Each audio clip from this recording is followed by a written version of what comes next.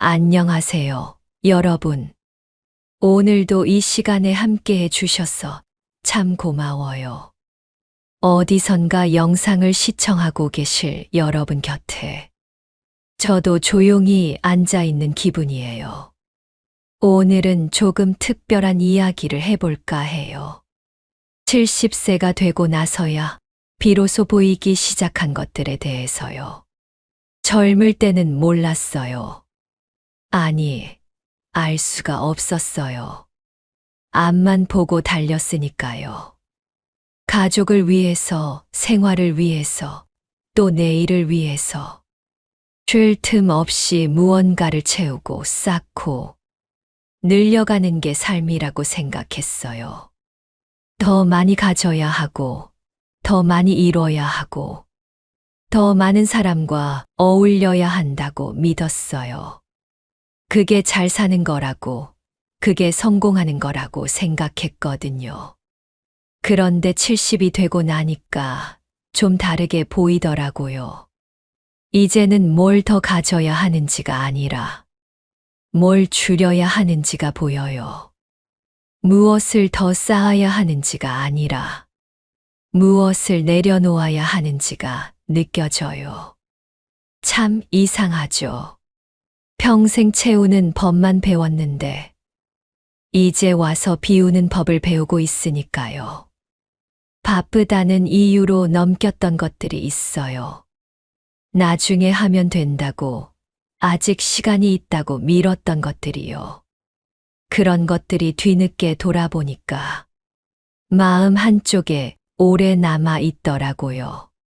작은 돌멩이처럼 조용히 자리 잡고 있었어요.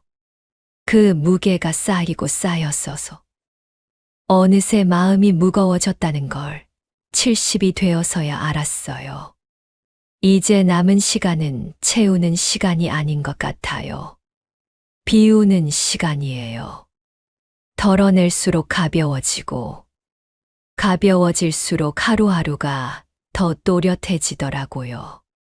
눈앞의 것들이 더 선명하게 보이고 사소한 것들이 더 고맙게 느껴져요.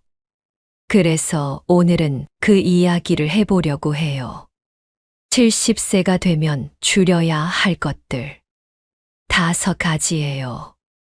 거창한 조언이 아니에요. 그냥 저처럼 70을 넘긴 사람이 돌아보며 느낀 것들이에요. 누군가는 이미 아시는 이야기일 수도 있고, 누군가는 아직은 와닿지 않을 수도 있어요. 그래도 괜찮아요.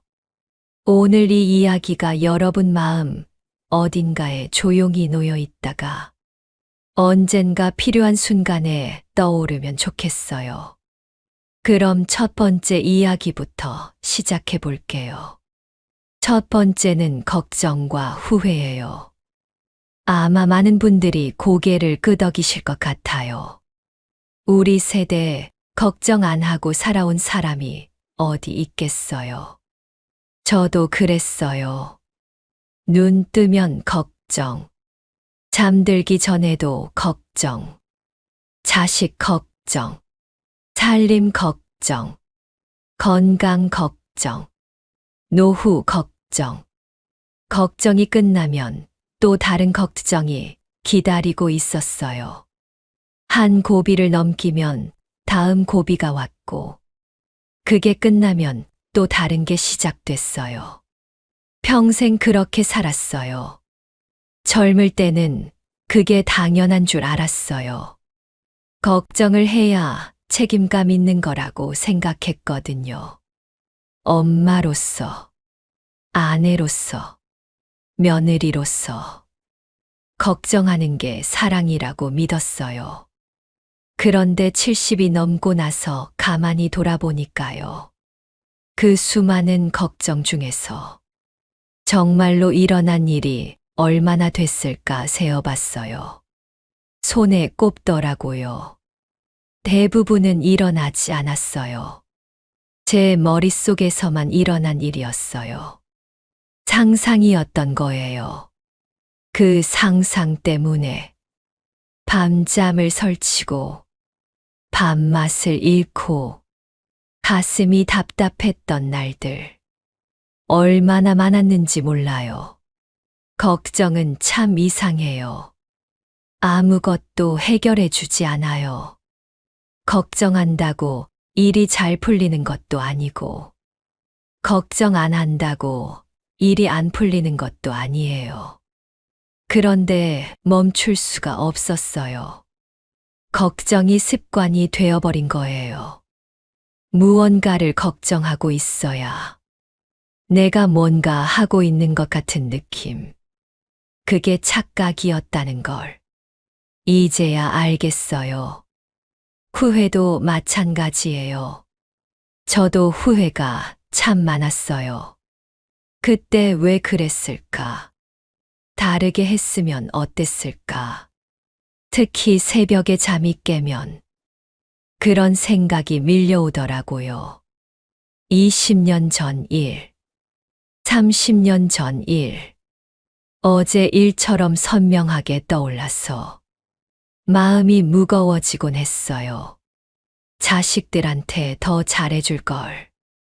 배우자한테 더 다정하게 말할 걸. 부모님 살아계실 때 더 자주 찾아뵐 걸. 후회는 끝이 없었어요. 한 번 시작하면 꼬리에 꼬리를 물었어요. 그 생각에 빠지면 한참을 헤어나오지 못했어요. 그런데 어느 날 문득 이런 생각이 들더라고요. 후회한다고 해서 그때로 돌아갈 수 있는 게 아니잖아요. 지나간 일은 이미 지나간 거예요. 굳어버린 시멘트 같은 거예요. 아무리 두드려도 바뀌지 않아요. 바꿀 수 있는 건 오직 지금부터의 일뿐이에요. 그걸 깨닫고 나니까 마음이 조금 가벼워지더라고요.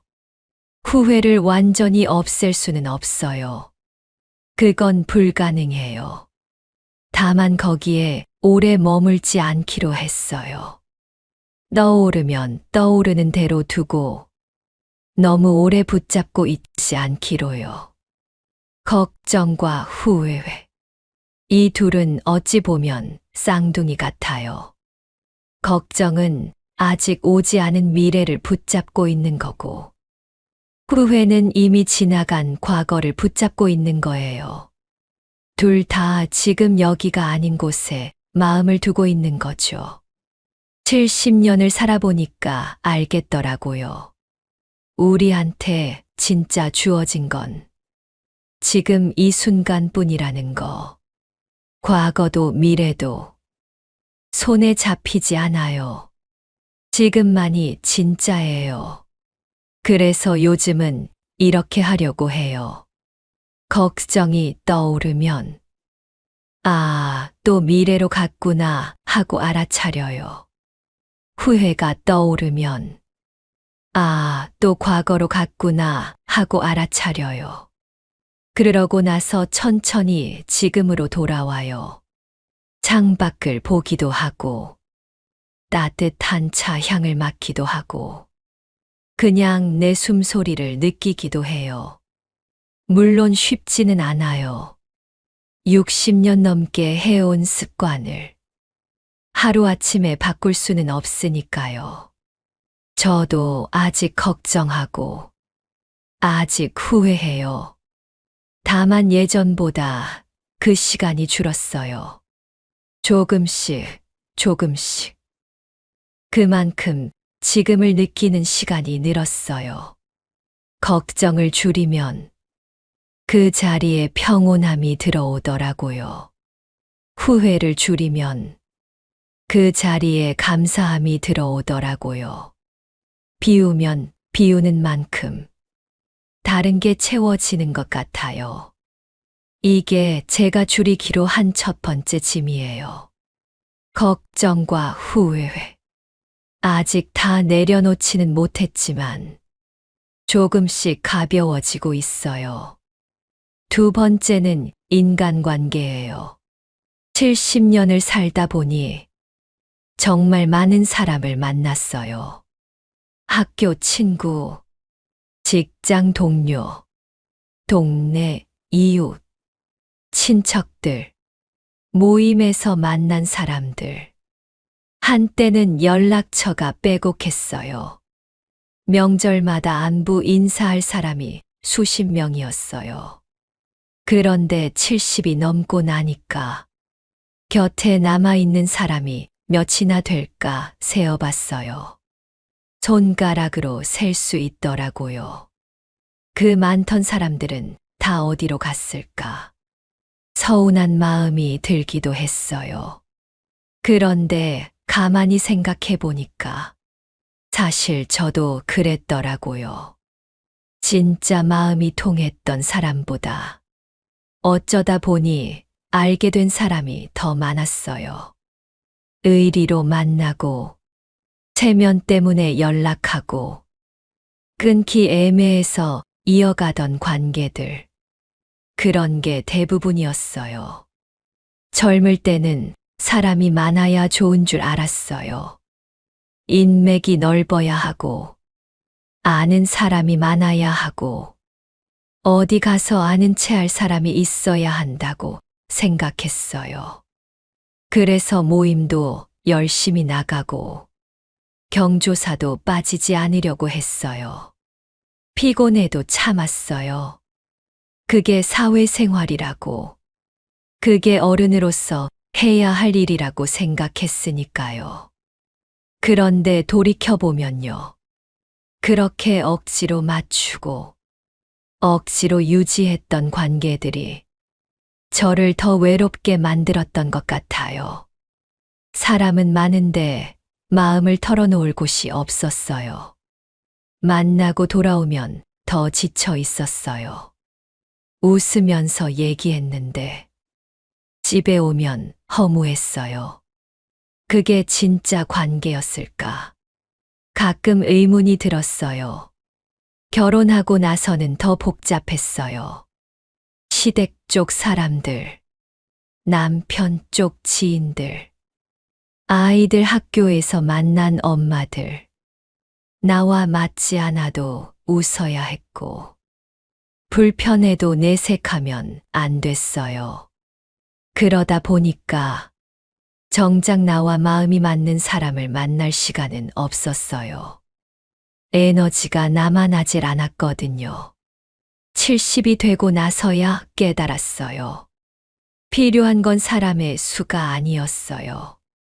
마음이 닿는 몇 명이면 충분했어요. 전화하면 반가운 목소리로 받아주는 사람. 오랜만에 만나도 어색하지 않은 사람. 아무 말 안 해도 편한 사람. 그런 사람 서너 명이면 외롭지 않더라고요. 요즘은 연락처를 정리했어요. 5년 넘게 연락 안 한 사람. 만나면 피곤해지는 사람. 나를 불편하게 만드는 사람. 미련 없이 정리했어요. 처음에는 좀 그랬어요. 이래도 되나 싶기도 하고, 나쁜 사람 되는 거 아닌가 싶기도 하고. 그런데 정리하고 나니까 마음이 한결 가벼워지더라고요. 관계도 짐이 될 수 있다는 걸 이 나이에 알았어요. 좋은 관계는 에너지를 주지만 맞지 않는 관계는 에너지를 빼앗아가요. 이제는 늘리는 삶이 아니라 덜어내는 삶으로 가려고요.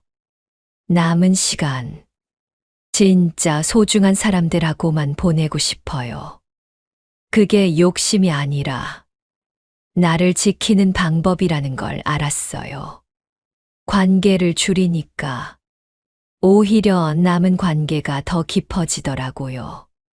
자주 못 만나도 만나면 진심으로 반가워요. 그게 진짜 관계인 것 같아요. 이게 제가 줄이기로 한 두 번째예요. 불필요한 인간관계. 마음에 맞지 않는 사람까지 붙잡고 있을 필요 없어요. 그 에너지를 나를 위해 쓰는 게 맞는 것 같아요. 세 번째는 몸 이야기예요.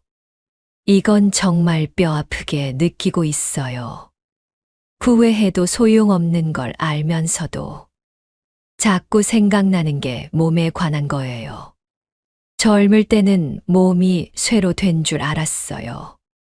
밤새워도 괜찮았고, 무거운 거 들어도 끄떡없었고, 좀 아파도 하루 자고 나면 나았어요.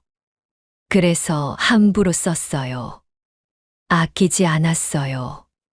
아이들 키울 때가 제일 그랬어요. 밤중에 아이가 깨면 일어나고, 새벽에 일어나 밥 차리고, 하루 종일 살림하고, 저녁 되면 녹초가 됐어요. 그래도 쉬지 않았어요. 쉴 틈이 없었어요. 아이들 먹이고, 남편 챙기고, 시댁 신경 쓰고, 내 몸은 항상 맨 나중이었어요. 아파도 참았어요. 허리가 아파도 좀 있으면 나아지겠지 했어요. 무릎이 시큰거려도 원래 나이 들면 그런 거지 했어요. 병원은 아이들 아플 때나 가는 곳이었어요. 내가 아픈 건 대수롭지 않게 여겼어요. 밥도 제대로 못 먹었어요. 가족 밥상은 정성껏 차려놓고 정작 나는 서서 먹거나 남은 반찬으로 대충 때웠어요. 앉아서 밥 먹는 게 사치처럼 느껴졌어요. 그게 수십 년이었어요. 잠도 늘 부족했어요. 아이들 어릴 때는 밤잠을 설쳤고, 좀 크고 나서는 걱정에 잠을 설쳤어요.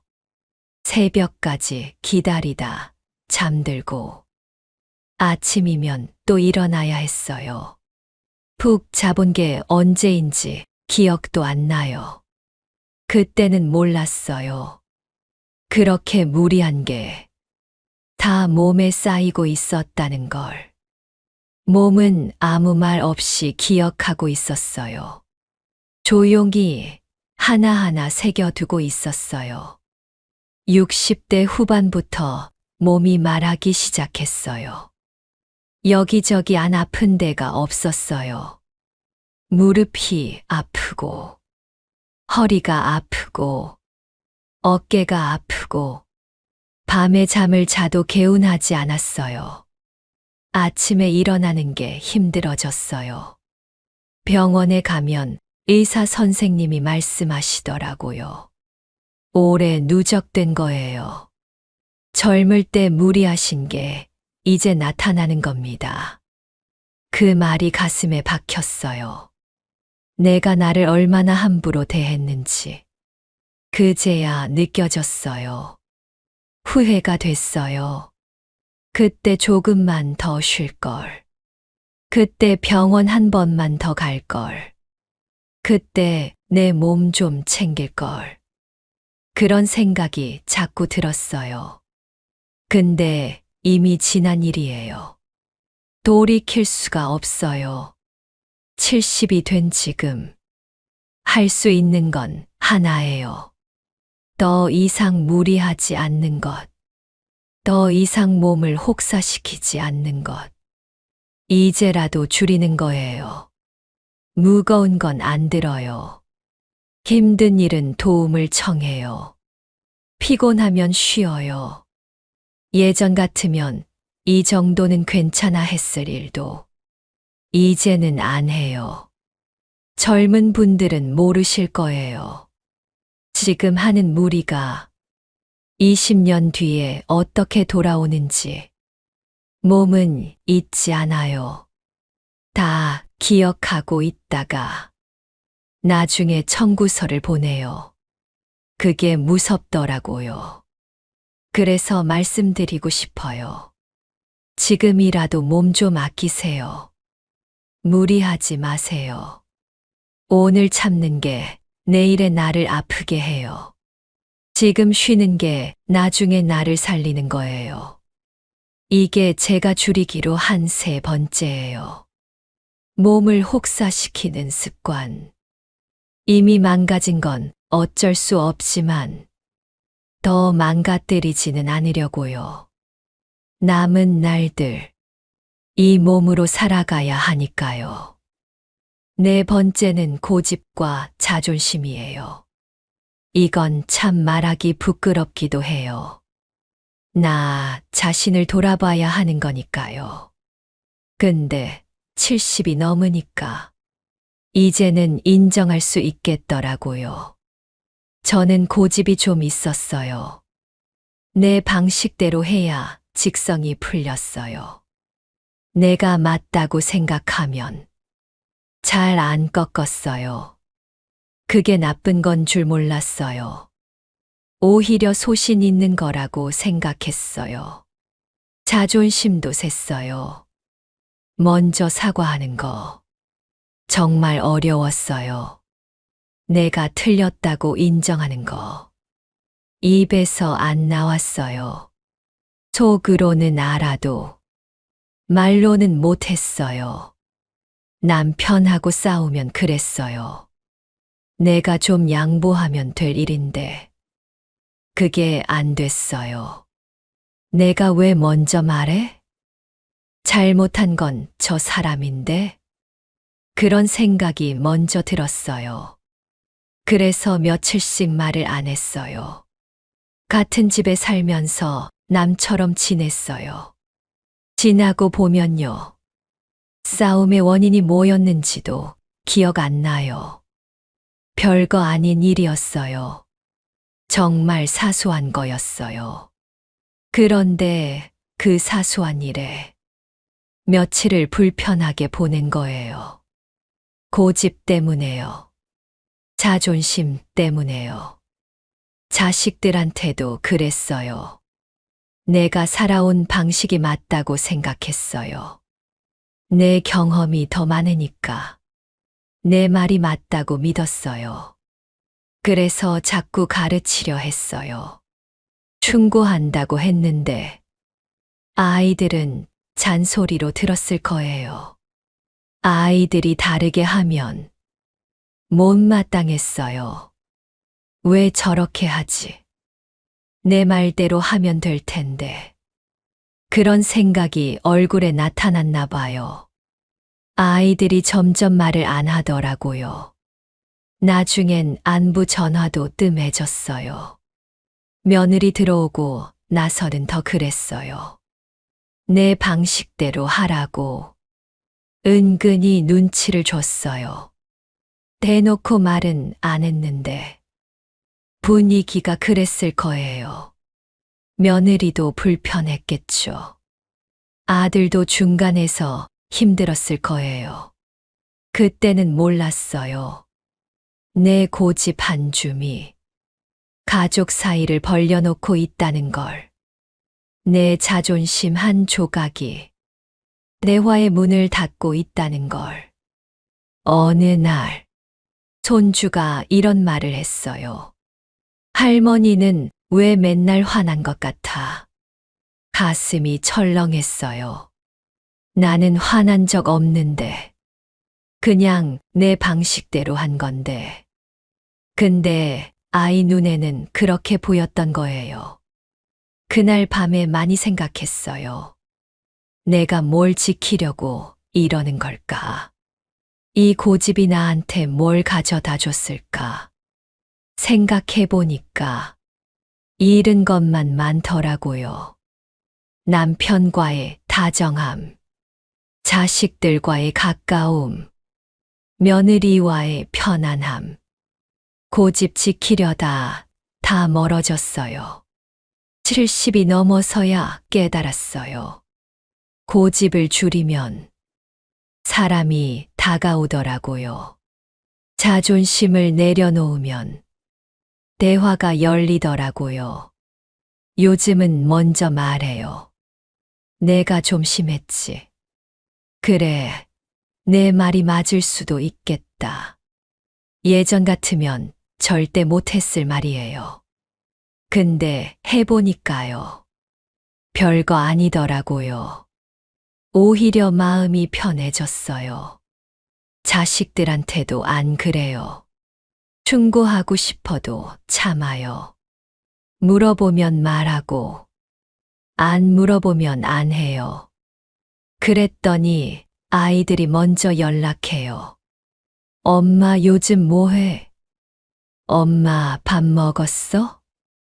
이런 전화가 오더라고요. 며느리한테도 달라졌어요. 예전엔 우리 집은 이렇게 해 그랬는데, 이제는 내가 편한 대로 해라고 해요. 그랬더니 며느리도 편해졌는지 먼저 말을 걸어요. 명절에 웃는 얼굴로 와요.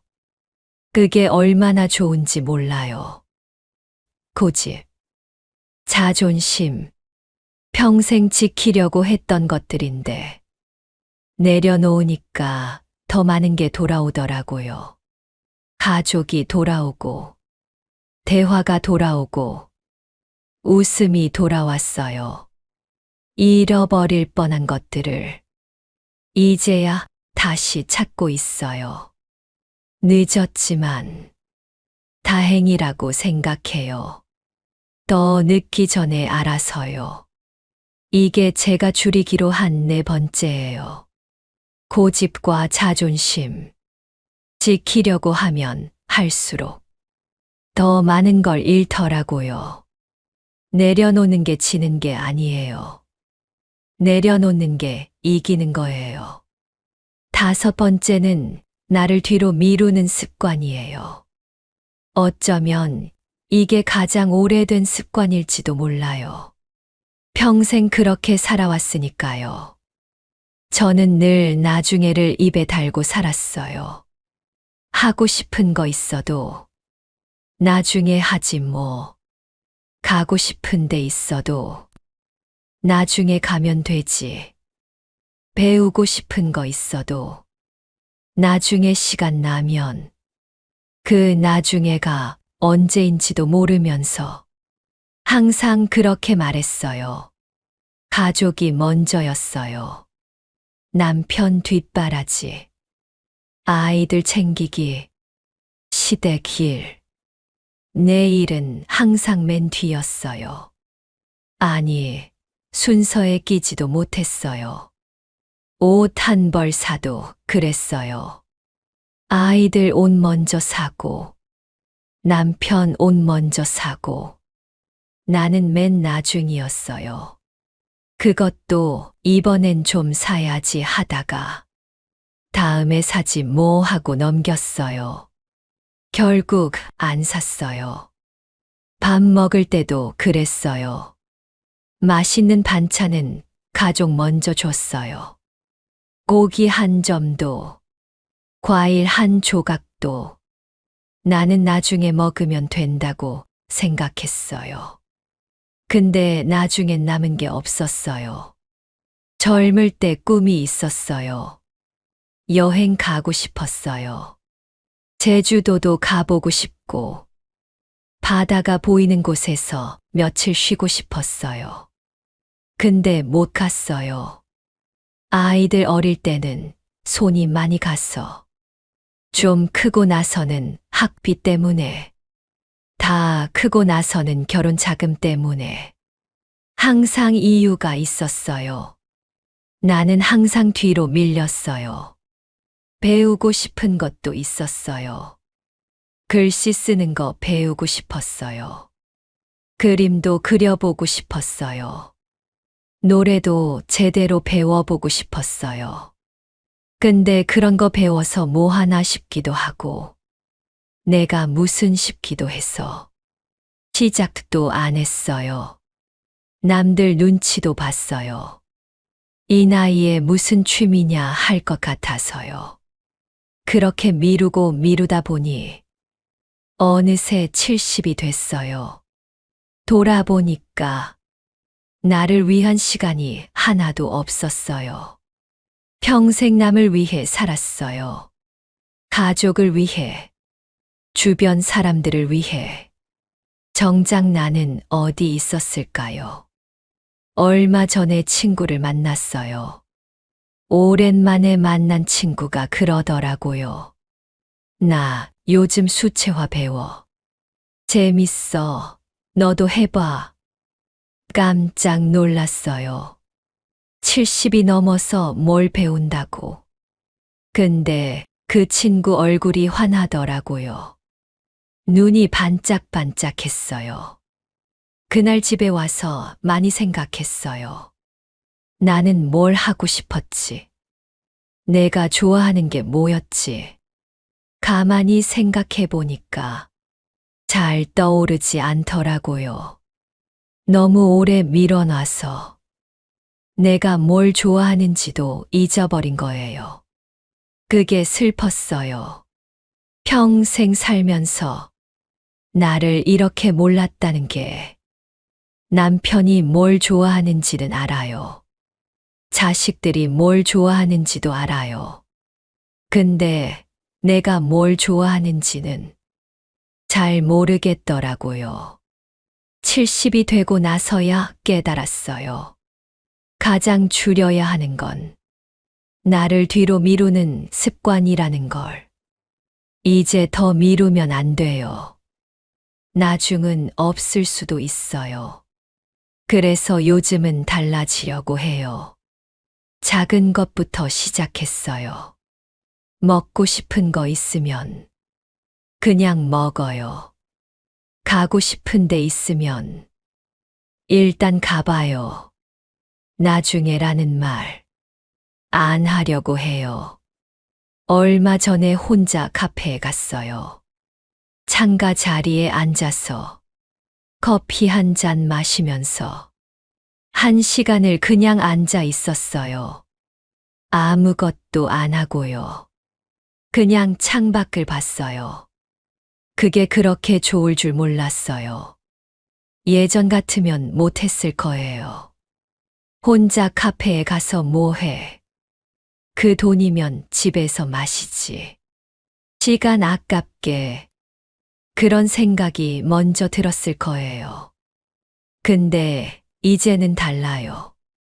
나를 위한 시간. 아깝지 않아요. 하고 싶은 일. 남아있는 작은 꿈. 지금 아니면 못할 것들. 이제는 미루지 않으려고요. 거창한 게 아니어도 괜찮아요. 소박해도 괜찮아요. 중요한 건 나를 위한 거라는 거예요. 이게 제가 줄이기로 한 5번째예요. 나를 뒤로 미루는 삶. 이제는 나를 먼저 챙기려고요. 그게 이기적인 게 아니에요. 평생 남을 먼저 챙겼으니까 이제는 나 차례예요. 여러분도 그러셨으면 좋겠어요. 나중에라고 미뤄뒀던 것들. 지금 해보세요. 작은 것부터 괜찮아요. 오늘 하루 나를 위한 시간 조금만 내보세요. 그게 남은 날들을 더 반짝이게 만들어줄 거예요. 오늘 5가지 이야기를 나눴어요. 걱정과 후회, 불필요한 인간관계, 몸을 혹사시키는 습관, 고집과 자존심, 그리고 나를 뒤로 미루는 삶. 돌이켜보면요. 이것들이 평생 저를 무겁게 했어요. 눈에 보이지 않는 짐이었어요. 들고 있는 줄도 모르고 계속 들고 다녔어요. 그게 당연한 줄 알았으니까요. 젊을 때는 채우는 게 삶이라고 생각했어요. 더 많이 가지고, 더 많이 이루고, 더 많이 쌓아야 한다고 믿었어요. 그래야 잘 사는 거라고, 그래야 성공한 거라고 생각했어요. 그런데 70이 넘고 나니까 다르게 보이더라고요. 채우는 것보다 비우는 게 더 필요한 시간이 왔어요. 덜어내야 할 것들이 아직도 많이 남아 있었어요. 비우니까 가벼워지더라고요. 걱정을 줄이니까 마음이 편해졌어요. 필요 없는 관계를 정리하니까 외로움이 줄었어요. 고집을 내려놓으니까 가족이 가까워졌어요. 신기해요. 뺐는데 더 많아진 느낌이에요. 무거운 걸 내려놓으니까 비로소 보이는 것들이 있더라고요. 창밖의 하늘, 따뜻한 햇살, 작은 꽃 한 송이. 예전엔 못 봤던 것들이에요. 볼 여유가 없었거든요. 남은 시간이 얼마나 될지 몰라요. 10년이 될 수도 있고, 20년이 될 수도 있고, 그보다 짧을 수도 있어요. 아무도 몰라요. 그래서 더 가볍게 살고 싶어요. 무거운 짐 다 내려놓고, 가벼운 마음으로 하루하루를 느끼면서 살고 싶어요. 여러분은 어떠세요? 혹시 지금도 무거운 짐을 들고 계시진 않으세요? 내려놓아도 되는 걸 아직 붙잡고 계시진 않으세요? 괜찮아요. 지금이라도 내려놓으면 돼요. 늦지 않았어요. 오늘 하나만 내려놓아도 괜찮아요. 내일 또 하나 내려놓으면 되니까요. 조금씩, 천천히, 덜어낼수록 가벼워지고, 가벼워질수록 남은 시간이 더 반짝여요. 그게 70이 넘어서 알게 된 가장 소중한 깨달음이에요. 오늘 이 이야기가 여러분 마음 어딘가에 조용히 닿았으면 좋겠어요. 오늘 하루도 조금 더 가볍게, 조금 더 따뜻하게 보내셨으면 해요. 여기까지 들어주셔서 고마워요. 다음에 또 찾아올게요. 그때까지 건강하시고요. 많은 분들이 이렇게 말씀하십니다. 노후에는 병원 옆이 최고지. 맞는 말 같지만 정말 그럴까요? 병원은 아플 때만 찾습니다. 하지만 매일, 매주 꾸준히 삶을 지탱해주는 건 다른 곳들입니다. 노후의 진짜 행복한 집은 병원보다 더 중요한 이곳 옆에 있습니다. 오늘 영상에서는 혼자 살아도 외롭지 않고 삶에 힘이 되는 집의 조건, 그리고 병원보다 더 중요한 생활 기반에 대해 이야기하겠습니다. 혹시 지금 이런 고민 있으신가요? 어떤 동네에 살아야 덜 외로울까? 집을 줄여야 할까? 아니면 버텨야 할까? 이 영상이 가장 현실적이고 따뜻한 답이 될 겁니다. 절대 놓치지 마세요. 노후에 좋은 집. 첫 번째는 복지관과 주민센터 옆입니다. 병원은 아플 때만 갑니다. 하지만 복지관은 매일, 매주 갈 수 있습니다. 많은 분들이 이렇게 생각하십니다. 복지관? 그냥 시간 때우는 곳 아니야? 전혀 그렇지 않습니다. 복지관은 노후의 가장 강력한 생명줄입니다. 70대 김말자 어르신은 남편을 먼저 떠나보내고 깊은 우울증에 빠졌습니다. 하루 종일 집에만 있으니 세상과 단절된 기분이었습니다. 그러던 어느 날 옆집 할머니가 말했습니다. 복지관에서 합창단 하는데 한번 나와 보시지 그래요? 처음에는 망설였습니다. 내가 뭘 안다고 합창을. 하지만 용기를 내어 나가 보니 70대, 80대 어르신들이 또렷한 목소리로 노래를 부르고 있었습니다. 김말자 어르신은 그 순간을 이렇게 기억합니다. 아, 나도 아직 살아있구나. 목소리도 나오고 웃을 수도 있구나. 3개월 후 김말자 어르신은 합창단의 핵심 멤버가 되었습니다. 매주 화요일, 목요일이면 어김없이 복지관으로 향합니다. 그녀는 이렇게 말했습니다. 약보다 노래가 더 저를 살렸어요. 사람들과 함께 부르는 노래 한 곡이 혼자 먹는 밥 10끼보다 낫더라고요. 73세 박순옥 할머니의 일주일을 따라가 보겠습니다. 월요일 오전 10시 복지관 서예 교실. 붓을 들고 천천히 글씨를 쓰다 보면 마음이 차분해집니다. 화요일 오후 2시 건강체조 시간. 같은 또래 어르신들과 함께 가벼운 스트레칭을 합니다. 수요일 오전 11시 요리 교실. 간단한 반찬 만들기를 배우며 서로의 레시피를 나눕니다.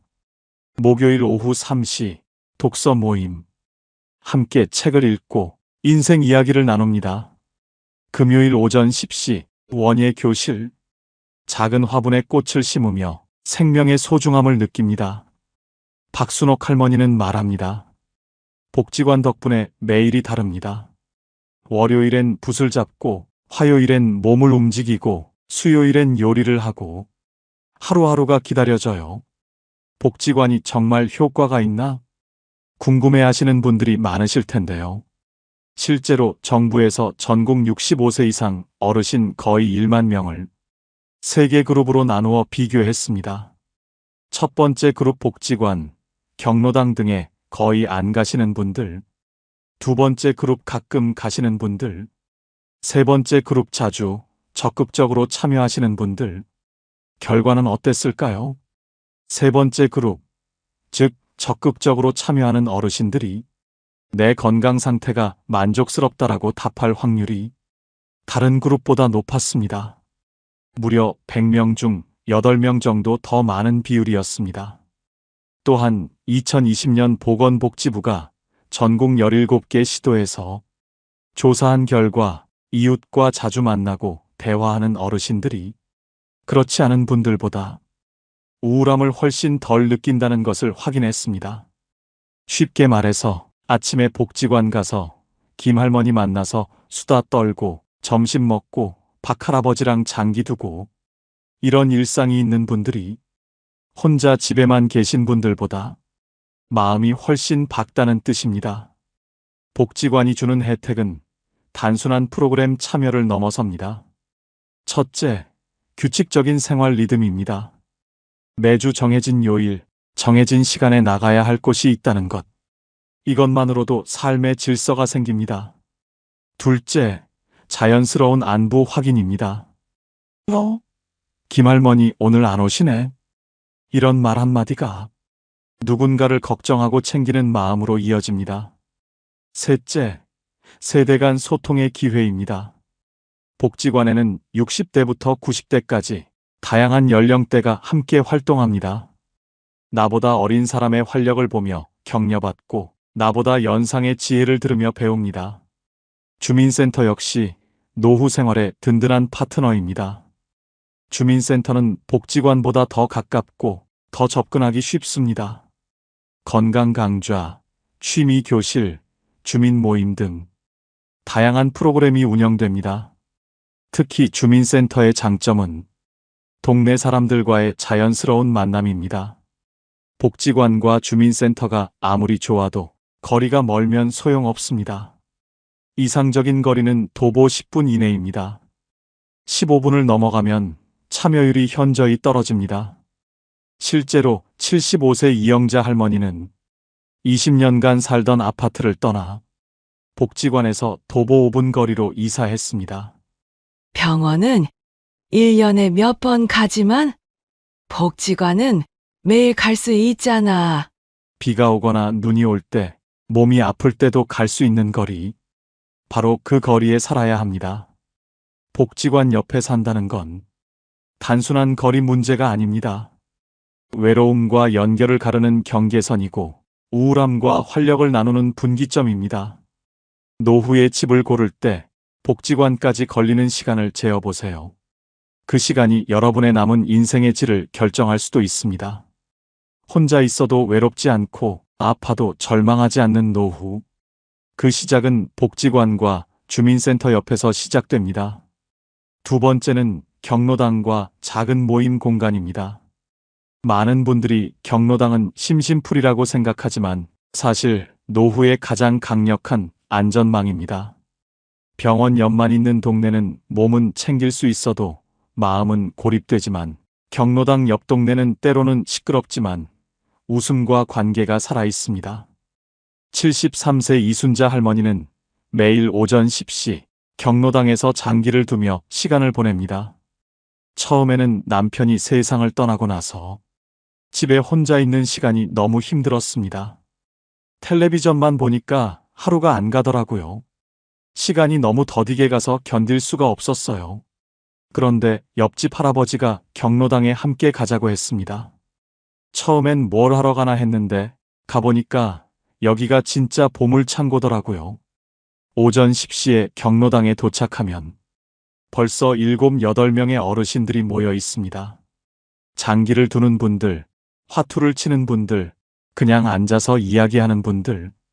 이순자 할머니는 장기를 배워서 이제 동네에서 제법 실력자로 소문났습니다. 장기 두면서 머리도 쓰고 이기면 기분도 좋고 저도 다음엔 이겨야지 하는 마음이 생겨요. 점심시간이 되면 모두 함께 밥을 먹습니다. 각자 집에서 가져온 반찬을 나눠 먹으며 오늘 있었던 일들을 나눕니다. 이순자 할머니는 말합니다. 나는 집에 있으면 더 늙어버려. 사람이랑 장기 두고 밥 같이 먹는 게 진짜 보약이지. 그 시간 덕분에 하루가 단단히 채워집니다. 78세 박철수 할아버지는 몇 년 전까지만 해도 경로당을 멀리 했습니다. 시끄럽고 복잡한 게 싫다는 이유였습니다. 하지만 무릎이 아파서 병원을 다니게 되면서 생각이 바뀌었습니다. 병원에서 만난 동갑내기 친구가 경로당에서 하는 건강체조를 추천했습니다. 처음엔 어색했어요. 나이 먹고 뭔 체조냐 하면서. 하지만 일주일 참여해보니 몸이 한결 가벼워졌습니다. 더 중요한 건 사람들과의 관계였습니다. 경로당에서 만난 김상철 할아버지는 군대 같은 부대에서 근무했던 전우였습니다. 60년 만에 우연히 재회한 거였습니다. 세상 참 좁더라고요. 여기서 옛날 동료를 만나게 될 줄이야. 이제 박철수 할아버지는 매일 아침 경로당에 가는 게 일과입니다. 체조도 하고 바둑도 두고 옛 이야기도 나누며 시간을 보냅니다. 경로당이 이렇게 좋은 곳인 줄 몰랐어요. 여기 안 왔으면 집에서 혼자 끙끙 앓고 있었을 거예요. 경로당의 효과는 개인적인 경험담만이 아닙니다. 정부에서 실시한 대규모 조사로도 확인됐습니다. 보건복지부가 전국 17개 시도를 대상으로 10년간 추적 조사한 결과 정말 놀라운 사실이 밝혀졌습니다. 특히 농촌 지역에 사는 혼자 계신 어르신들 중에서 경로당을 자주 이용하시는 분들이 그렇지 않은 분들보다 우울감이 훨씬 적었습니다. 구체적으로는 경로당에 나가서 사람들과 어울리는 할머니, 할아버지들이 집에만 계시는 분들보다 마음이 훨씬 밝고 건강했다는 것입니다. 더 구체적인 연구도 있습니다. 전라북도 김제시에서는 전국 최초로 경로당을 단순한 놀이 공간이 아니라 어르신들이 함께 생활할 수 있는 공간으로 만들었습니다. 756명의 어르신을 대상으로 조사한 결과 경로당을 적극적으로 이용하신 분들일수록 생활 만족도가 높았습니다. 특히 우울감이 적고 경로당 이용에 만족하는 분들일수록 전반적인 삶의 만족도도 높다는 것을 확인했습니다. 이를 쉽게 풀어서 설명하면 경로당에서 사람들과 함께 시간을 보내는 어르신들이 혼자 계시는 분들보다 훨씬 행복하게 지내신다는 뜻입니다. 경로당의 장점을 구체적으로 살펴보면 다음과 같습니다. 첫째, 매일 만나는 익숙한 얼굴들입니다. 복지관보다 더 가깝고 더 편안합니다. 동네 어르신들과의 자연스러운 만남이 이어집니다. 둘째, 자유로운 분위기입니다. 정해진 프로그램보다는 편안하게 이야기하고 놀 수 있는 공간입니다. 셋째, 상부상조의 문화입니다. 오늘 김할머니 안 보이네? 이런 자연스러운 안부 확인이 서로를 챙기는 마음으로 이어집니다. 넷째, 경제적 부담이 없습니다. 특별한 회비나 참가비 없이 누구나 자유롭게 이용할 수 있습니다. 경로당 외에도 동네 곳곳에 작은 모임 공간들이 중요합니다. 마을회관, 주민자치센터, 심지어 동네 카페나 찻집도 역할을 합니다. 중요한 건 규모가 아니라 접근성입니다. 걸어서 갈 수 있는 거리에 매일 만날 수 있는 사람들이 있다는 것. 그게 노후의 가장 큰 자산입니다. 노후의 가장 큰 적은 병이 아니라 고립입니다. 경로당은 그 고립을 막아주는 현실적이고 효과적인 장치입니다. 혹시 여러분은 경로당에 대해 어떤 이미지를 갖고 계신가요? 너무 시끄럽다고 피하고 싶으신가요? 아니면 사람 냄새 나는 곳이라 생각하시나요? 사람 냄새야말로 노후에 가장 필요한 영양소입니다. 경로당 옆에 사는 것, 그것은 외로움을 이기는 가장 확실한 방법일지도 모릅니다. 세 번째는 공원과 산책로입니다. 병원 옆에 살면 아플 때 도움이 됩니다. 하지만 공원 옆에 살면 아프지 않게 살아갑니다. 이것은 단순한 추측이 아니라 수많은 연구로 입증된 사실입니다. 76세 한영수 할아버지는 아내를 잃고 나서 깊은 우울증에 빠졌습니다. 2년간 집에만 틀어박혀 지내며 세상과 단절된 채 살았습니다. 밥맛도 없고 잠도 안 오고 하루하루가 그냥 지나가기만 기다리는 상황이었어요. 그러던 어느 날 동네 의사 선생님이 권했습니다. 약보다는 매일 아침 30분씩 걸어보세요. 처음에는 귀찮았지만 집 앞 근린공원까지 천천히 걸어 나갔습니다. 새벽 6시 공원에는 벌써 여러 어르신들이 나와 계셨습니다. 맨손 체조를 하는 분들, 빠른 걸음으로 둘레길을 도는 분들, 벤치에 앉아 신문을 읽는 분들. 처음에는 인사만 나누던 사이였지만 매일 같은 시간에 만나다 보니 자연스럽게 대화가 시작됐습니다. 특히 겨울에 만난 노란 개가 한 마리 있었습니다. 주인 할머니와 함께 매일 산책을 나오는 개였는데 한영수 할아버지를 보면 꼬리를 흔들며 달려왔습니다. 그 개가 저를 알아보고 좋아하는 걸 보니까 내가 누군가에게는 필요한 사람이구나 싶더라고요. 6개월 후 할아버지는 완전히 다른 사람이 되었습니다. 아침에 눈 뜨면 오늘은 누구를 만날까 하는 기대가 생겨요. 병원은 아플 때나 가지만 공원은 매일 저를 기다려주거든요. 71세 박민자 할머니는 무릎 관절염으로 몇 년간 고생했습니다. 병원에서는 수술하자고 하는데 나이도 많고 겁이 나서 자꾸 미뤘어요. 하지만 물리치료사가 추천한 건 수술이 아니라 걷기였습니다. 집 근처 산책로에서 매일 조금씩 거리를 늘려갔습니다. 한개월 후 놀라운 변화가 생겼습니다. 무릎 통증이 현저히 줄어든 것입니다.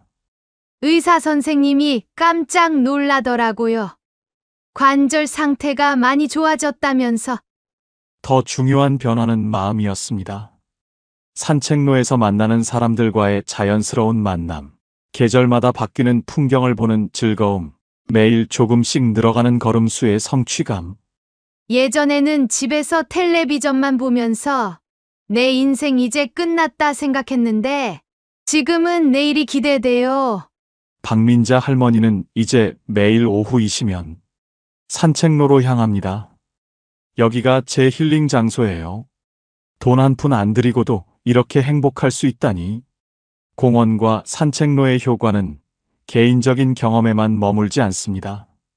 미국 보훈병원에서 70세에서 92세 남성 3천여 명을 대상으로 6년간 추적 조사한 결과 놀라운 사실이 밝혀졌습니다. 매일 20분에서 40분 정도 걷기 운동을 하는 어르신들이 그렇지 않은 분들보다 사망 위험이 절반으로 줄어들었습니다. 쉽게 말해서 매일 공원에서 20분 정도 걷는 할아버지, 할머니들이 그렇지 않은 분들보다 훨씬 오래 건강하게 사신다는 뜻입니다. 또 다른 연구에서는 자연환경에서 활동한 우울증 환자 9명을 4주간 관찰한 결과 우울감이 현저히 감소하고 삶의 질이 크게 향상됐다는 보고가 나왔습니다. 2020년 보건복지부가 전국을 대상으로 실시한 대규모 조사에서도 흥미로운 사실이 밝혀졌습니다. 연구 결과 공원에서 혼자 산책하는 것보다 그곳에서 만나는 이웃들과 나누는 대화가 어르신들의 우울감 감소에 더 큰 도움이 된다는 것입니다. 즉, 공원의 진짜 가치는 단순히 공기가 맑아서가 아니라 그곳에서 만나는 사람들과의 관계에 있다는 뜻입니다. 공원과 산책로의 장점을 정리하면 다음과 같습니다. 첫째, 자연스러운 운동 공간입니다. 헬스장처럼 부담스럽지 않으면서도 매일 꾸준히 몸을 움직일 수 있습니다. 둘째, 계절의 변화를 느낄 수 있습니다. 봄꽃, 여름 녹음, 가을 단풍, 겨울 설경. 이런 자연의 변화가 마음에 활력을 줍니다. 셋째, 자연스러운 사회적 만남의 장소입니다. 산책하다가 만나는 이웃들, 개를 산책시키는 분들과의 인사, 벤치에서 나누는 짧은 대화들이 외로움을 달래줍니다. 넷째, 햇빛을 받을 수 있습니다. 실내에만 있으면 부족한 비타민 D를 보충하고 햇빛이 우울감을 개선하는 효과도 있습니다. 공원과 산책로가 아무리 좋아도 집에서 너무 멀면 소용없습니다. 이상적인 거리는 도보 15분 이내입니다. 20분을 넘어가면 매일 나가기 어려워집니다. 특히 겨울이나 비 오는 날에도 부담 없이 나갈 수 있는 거리여야 합니다. 공원 옆에 사는 것, 이것은 노후의 건강보험이자 심리치료실입니다. 매일 만나는 얼굴 하나, 계절마다 바뀌는 풍경 하나, 꾸준히 걷는 발걸음 하나하나가 노후를 지탱해주는 힘이 됩니다. 여러분은 아침에 산책을 나가면 누구와 마주치시나요? 그 얼굴 하나가 여러분의 삶을 지탱해 줄 수 있습니다. 집을 고를 때 공원까지의 거리를 재어보세요. 그 거리가 여러분의 남은 인생의 건강과 행복을 좌우할 수도 있습니다. 네 번째는 마트와 시장입니다. 병원은 가끔 가지만 시장은 매일 갑니다. 많은 분들이 마트나 시장을 단순한 쇼핑 공간으로 생각하지만 노후에는 이곳이 중요한 사회적 만남의 장소가 됩니다. 74세 김영자 어르신은 매일 오전 10시면 동네 전통시장으로 향합니다. 30년 넘게 단골로 다니는 채소 가게가 있습니다. 사장님 부부도 이제 60대가 되었지만 여전히 김영자 어르신을 반갑게 맞이합니다. 할머니, 오늘은 시금치가 정말 싱싱해요. 이거 하나 더 드릴게요. 이런 대화 한마디가 하루의 외로움을 녹여줍니다. 김영자 어르신에게는 장보기가 단순한 식료품 구매가 아닙니다. 채소 가게에서 오늘의 특가 정보를 듣고, 과일 가게에서 당도 좋은 사과를 고르며, 생선 가게에서 손질법을 배우고, 반찬 가게에서 새로운 메뉴를 발견합니다. 각 가게를 돌며 나누는 짧은 대화들이 모여서 하루를 채워줍니다. 요즘 물가가 참 많이 올랐네요. 그래도 할머니는 건강하시니까 다행이에요. 우리 손자가 이번에 취업했어요. 이런 소소한 이야기들이 김영자 어르신에게는 소중한 소통입니다. 대형 마트도 있지만 거기는 너무 차가워요. 여기는 사람 냄새가 나서 좋아요. 78세 이철수 할아버지는 아내가 치매에 걸린 후 장보기를 맡게 되었습니다. 처음에는 뭘 사야 할지, 어디서 사야 할지 막막했습니다. 하지만 동네 중소형 마트의 사장님이 친절하게 도움을 주기 시작했습니다. 할아버지, 오늘은 뭐가 필요하세요? 아, 두부가 떨어져 간다고 하셨죠? 사장님은 이철수 할아버지가 자주 사는 물건들을 기억해두고 챙겨줍니다. 이 우유는 유통기한이 좀 짧으니까 이쪽 걸로 드세요.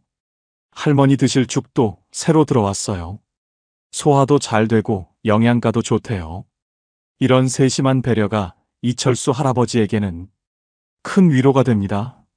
마트에서 만나는 다른 고객들과도 자연스럽게 대화를 나누게 되었습니다. 할아버지도 오셨네요. 오늘 생선이 싱싱해 보이네요. 이제 이철수 할아버지에게 마트 가기는 하루의 중요한 일과가 되었습니다. 집에만 있으면 답답한데 마트에 나오면 사람들과 이야기도 하고 기분이 좋아져요. 마트와 시장에서의 만남이 왜 중요한지 정부 연구 결과가 이를 보여줍니다. 2020년 국민연금연구원에서 전국 어르신들을 대상으로 조사한 결과 안타까운 현실이 드러났습니다. 경제적으로 어려운 어르신들이 버스비까지 아껴야 해서 집에만 계시는 경우가 많다는 것입니다. 하지만 이는 반대로 가까운 마트나 시장에서 일상적인 만남을 갖는 것이 이런 외로움을 막는 중요한 방법이라는 뜻이기도 합니다. 보건복지부가 전국 17개 지역 어르신들을 조사한 결과에서도 비슷한 사실이 나타났습니다.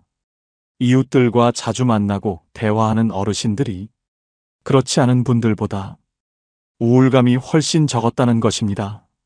쉽게 말해서 마트 사장님과 안부 인사를 나누고 시장 상인들과 가격 흥정을 하고 다른 손님들과 짧은 대화를 나누는 이런 일상적인 만남이 어르신들의 마음 건강에 직접적으로 도움이 된다는 뜻입니다. 마트와 시장에서 가장 중요한 건 단골 관계입니다. 서울시에서 실시한 한 조사에 따르면 단골 가게가 있는 어르신들이 그렇지 않은 분들보다 사회적 고립 위험이 현저히 낮았다고 합니다. 단골 관계에서 나오는 것들을 보면 이름을 불러주는 친밀감, 취향을 기억해주는 배려, 안부를 묻는 관심, 좋은 상품을 추천해주는 정보가 있습니다. 이런 것들이 모여서 어르신들의 하루를 따뜻하게 만듭니다. 대형마트는 한 번에 많은 것을 살 수 있고 주차도 편리하지만 관계는 단절되고 기계적인 계산만 있을 뿐 사람의 정은 느끼기 어렵습니다. 전통시장은 웃음과 대화가 있고 정도 느낄 수 있고 흥정하는 재미도 있지만 집에서 좀 멀 수 있다는 아쉬움이 있습니다. 동네 마트는 가깝고 친밀하고 편리하지만 큰 마트보다는 선택의 폭이 좁을 수 있습니다. 하지만 노후에는 편의성보다 인간적 관계가 더 중요합니다. 마트나 시장이 아무리 좋아도 너무 멀면 소용없습니다. 이상적인 거리는 도보 10분 이내입니다. 매일 가야 하는 곳이므로 가까워야 합니다. 특히 무거운 물건을 들고 돌아와야 하는 점을 고려하면 더욱 가까운 게 좋습니다. 병원은 몸을 고치지만 시장은 마음을 살립니다. 단골 가게 사장님이 이름을 불러주실 때 오늘 뭐 필요한 거 있으세요? 하고 물어봐 주실 때 그 순간의 따뜻함이 하루를 버텨내게 해줍니다. 여러분은 단골 가게가 있으신가요? 사장님이 이름을 불러주실 때 어떤 기분이 드시나요? 집을 고를 때 마트와 시장까지의 거리도 재어보세요. 매일 만날 수 있는 친근한 얼굴들이 여러분의 노후를 훨씬 풍요롭게 만들어줄 것입니다. 5번째는 도서관과 체육센터입니다. 조용히 책만 읽는 곳, 혼자서만 운동하는 곳이라고 생각하기 쉽지만 실제로는 새로운 만남을 만들어주는 소중한 공간입니다. 69세 김순희 할머니는 평생 책 읽기를 좋아했지만 나이가 들면서 눈이 침침해져 독서를 포기하려 했습니다. 그러던 중 동네 도서관에서 어르신 독서 모임을 운영한다는 소식을 듣게 되었습니다. 처음에는 망설였습니다. 내가 뭘 안다고 토론을 해? 하지만 용기를 내어 참여해보니 비슷한 고민을 가진 어르신들이 많이 계셨습니다. 매주 화요일 오후 2시 10여 명의 어르신들이 모여 한 권의 책을 함께 읽습니다. 이 소설의 주인공이 왜 그런 선택을 했을까요? 제가 젊었을 때도 이런 일이 있었는데 책을 매개로 한 대화가 자연스럽게 이어집니다. 각자의 인생 경험이 담긴 해석들이 책을 더욱 풍성하게 만들어줍니다. 6개월 후 김순희 할머니는 완전히 달라졌습니다. 도서관 가는 날이 가장 기대돼요. 새로운 책도 읽게 되고, 새로운 친구들도 생기고, 혼자 읽을 때보다 훨씬 재미있어요. 독서 모임이 끝나면 근처 카페에서 차를 마시며 더 깊은 이야기를 나누기도 합니다. 책이 우리를 연결해 주는 다리 역할을 하는 것 같아요. 75세 박철호 할아버지는 당뇨병 진단을 받은 후 의사로부터 꾸준한 운동을 권유받았습니다. 처음에는 혼자 공원에서 걷기만 했는데 겨울이 되자 추워서 나가기 어려워졌습니다. 그러던 중 동네 체육센터에서 어르신 건강 체조 프로그램을 운영한다는 소식을 듣게 되었습니다. 헬스장은 젊은 사람들만 가는 곳이라고 생각했던 박철호 할아버지였지만 막상 가보니 생각과 달랐습니다. 오전 십시 수업에는 60대부터 80대까지 다양한 연령대의 어르신들이 함께 운동하고 계셨습니다. 처음에는 몸이 뻣뻣해서 따라하기 어려웠지만 강사님과 동료 어르신들의 격려로 점점 나아졌습니다. 할아버지, 어제보다 훨씬 좋아졌네요. 저도 처음엔 그랬는데 이제 보세요. 이런 격려의 말들이 박철호 할아버지에게 큰 힘이 되었습니다. 3개월 후 당뇨 수치가 현저히 개선되었을 뿐만 아니라 새로운 친구들도 생겼습니다. 운동 후에는 체육센터 휴게실에서 건강 정보를 나누고 가끔은 함께 식사도 합니다. 운동하러 온 건데 친구까지 얻었네요. 이제 하루가 기다려져요. 체육센터에서 운동하는 어르신들의 변화가 개인적인 경험에만 머물지 않는다는 것을 정부 조사 결과가 보여줍니다. 보건복지부가 전국 노인 9,920명을 대상으로 실시한 조사를 분석한 결과 꾸준히 신체 활동을 하는 어르신들이 그렇지 않은 분들보다 전반적으로 더 건강하고 활기찬 것으로 나타났습니다.